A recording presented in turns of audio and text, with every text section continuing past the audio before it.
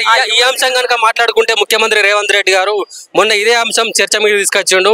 నా దగ్గర డబ్బులు లేవు, నన్ను కోసిన నా దగ్గర ₹1 లేదు, అందుకే పెట్టుబడులు సరిగా పెట్టలేకపోతున్నా అని చెప్పేసి అన్నాడు. సో తెల్లారే మళ్ళా దీనికి అందాల పోటీలకు సంబంధించి 250 కోట్లు పెట్టి అందాల పోటీలు నిర్వహించిండు. దాని గురించి ఏం చెప్తారు అసలు?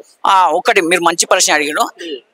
మీరు ఎవరైనా కానీ ఏ ముఖ్యమంత్రి అయినా కానీ ఒకటి గుర్తుపెట్టుకో, మనం ఇల్లు తీసుకున్నాం, ఇల్లుకు ఒక పెద్ద మనిషి ఉంటాడు. కష్టమైన నష్టమైన భరించిన ఏదైనా కానీ తన లోపలనే పెట్టుకొని ఆ ఇల్లును ఒక సుఖశాంతాలతో మంచిగా ఉండాలని చూస్తాడు. రేవంత్ రెడ్డి అంటాడు ఓ రాష్ట్రానికి ముఖ్యమంత్రి. ఏముండాలి, నీ ఏది ఉన్నా కానీ అరే బాబు ఇంటర్నల్ గా ఈ సమస్య ఉన్నది, మనం సొల్యూషన్ చేయాలి, ప్రజలకు భరోసా కల్పించాలి, ప్రజలు సుఖంగా ఉండాలని భరించాలిగా. పెట్టుబడులు రావాలంటే వాళ్ళందరికీ మనకు భరోసా కల్పించాలి. ఎవడైనా కానీ భరోసా కల్పిస్తేనే పెట్టుబడులు ఇక్కడ పెడతారు. కానీ నా దగ్గర ఏం లేవని చేతులు ఎత్తేస్తే ఎవడన్నా పెట్టుబడులు పెడతారా? తెలంగాణ రాష్ట్రానికి ఎవడన్నా వస్తాడా? ఇదేమన్నా తెలంగాణ రాష్ట్రం డెవలప్ జరుగుతుందా? ఈ మాటలు మాట్లాడితే వింతనా సిగ్గుశరం లేదు రేవంత్ రెడ్డికి. నాకు అర్థం కాదు.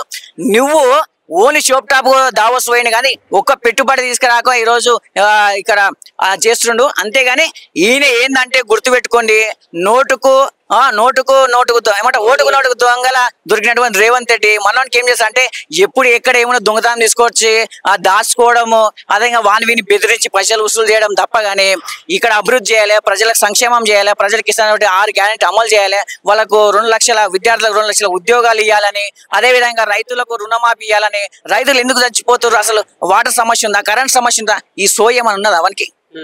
రేవంత్ రెడ్డికి ప్రజల సంక్షేమం తరపున అసలు సోయే లేదు. ఓన్లీ కమిషన్ బేసిక్ లా ఆ ఇల్లు కొట్టాలి, వీని బెదిరించాలి, వాని బెదిరించాలి, వసూలు చేసుకోవాలి. అదేవిధంగా వాళ్ళు ఇచ్చినటువంటి హామీలు నెరవేర్చక ఈ కేసు అని ఆ కేసు అని సైబర్ క్రైమ్ కేసు అని అట్లా మాట్లాడి ఆ కేసు అని ఈడీ అని మోడీతోనే కుమ్మక్కాయ ఈడీ కేసు పెట్టిపించుడు, సిబిఐ కేసు అంటే డైవర్షన్ పాలిటిక్స్. కానీ మనోనికి పరిపాలన చేయడం చేత కాదు.